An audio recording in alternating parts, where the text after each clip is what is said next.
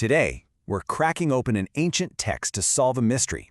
And this isn't just any old story. It's a real detective case, a brilliant intellectual puzzle from the Talmud about a sacred ritual, a forgetful master, and one single crucial question that took some of the greatest minds of the era to solve. And this is it. This is the central question of our case. Now, it sounds almost simple, right? But the answer is a much bigger deal than you'd think. Can a sacred act, something that's meant to connect us to the divine, actually be valid if the holy vessel it's performed from is just sitting on the ground? So to really get what's at stake here, we have to go back in time to the ancient temple in Jerusalem.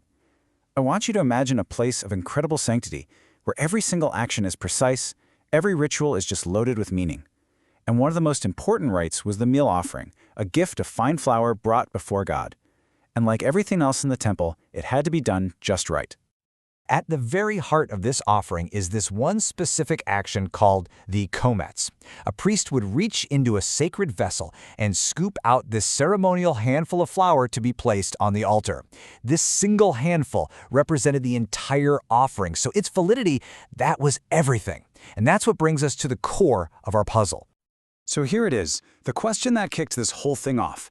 Does the vessel with the offering inside need to be held up, elevated from the ordinary ground, for that handful to be considered valid, or is it totally fine for it to be resting on the floor?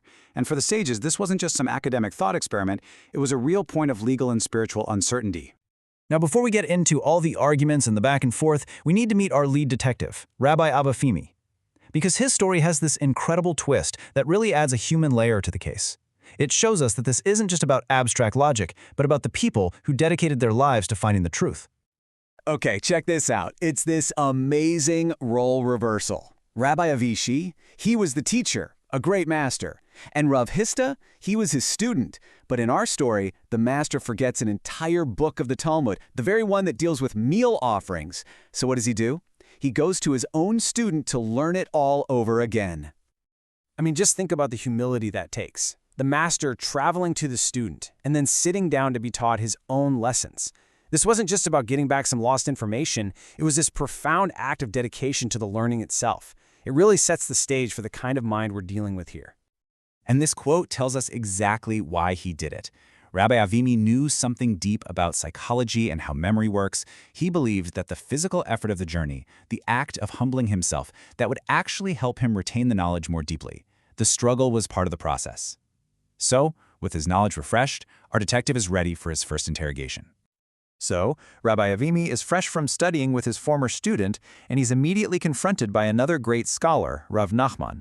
And Rav Nahman has some pretty sharp questions about this whole case of the grounded vessel. Rav Nahman asks him point blank, so how do you do the komets? And Avimi gives what seems like a safe, logical answer. He says the vessel has to be elevated. A priest has to lift it off the ground first, and then another priest can take the handful. Case closed, right? Well, not so fast. Rav Nahman just immediately pounces on a logistical flaw. He says, whoa, wait a minute. If you need one priest to lift the vessel, another to put the flour in, and a third to take the handful, your solution requires 3 priests for one simple act. It sounds inefficient, maybe even a little absurd. It's a really sharp objection. But Avimi's response is just brilliant. He basically says, so what? He points out that the daily burnt offering, a core ritual in the temple, could take as many as 13 priests to perform. He's saying the need for multiple priests isn't an argument against something being valid. A complex ritual isn't an incorrect one. He just completely neutralizes the objection. But Rav Nahman isn't done yet. He shifts gears from logistics to textual evidence. The investigation is about to get a lot deeper as they start digging into the sources, looking for clues that could crack this case wide open.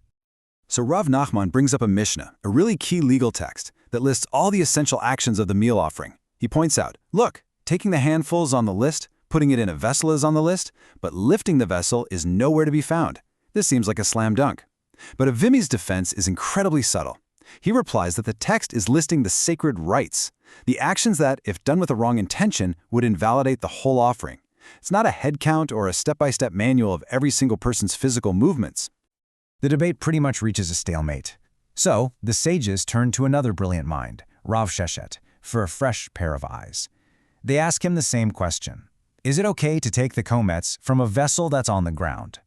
And Rav Sheshet brings a completely new piece of evidence to the table. Rav Sheshet points to a different ceremony entirely, the weekly changing of the sacred showbread on the golden table. He brings up a text that meticulously counts every single priest involved. 2 priests bring in the new bread, 2 bring in frankincense, 2 remove the old bread, and on and on. But notice what's missing. 0 priests are assigned to lift the table itself before things are taken off of it. This looks like the smoking gun. But hang on a second. Couldn't Rabbi Avimi's earlier defense apply here too? Maybe this text is also just an order of rites, and not an order of priests. Maybe the Mishnah just forgot to mention the priest who lifts the table. It kind of feels like we're right back where we started. And this is the final decisive pivot in the case. The Gemara points out a crucial distinction. The first text Rav Nahman used did not count priests. This one does. So its silence isn't an omission, it's a statement. The absence of evidence here is evidence of absence. And with that final piece of logic, the arguments are all exhausted. The evidence has been presented, it's been cross-examined, the detectives have followed the clues all the way to their inevitable conclusion. The case of the grounded vessel is finally closed. So after that incredible intellectual journey, through forgetfulness, humility, sharp objections, and brilliant textual analysis, what's the final answer? Can that sacred handful be taken from a vessel that's just sitting on the floor? And there it is. The final verdict is that the act is valid. The vessel does not need to be lifted. Rav Sheshet's proof from the Shewbread ceremony was decisive.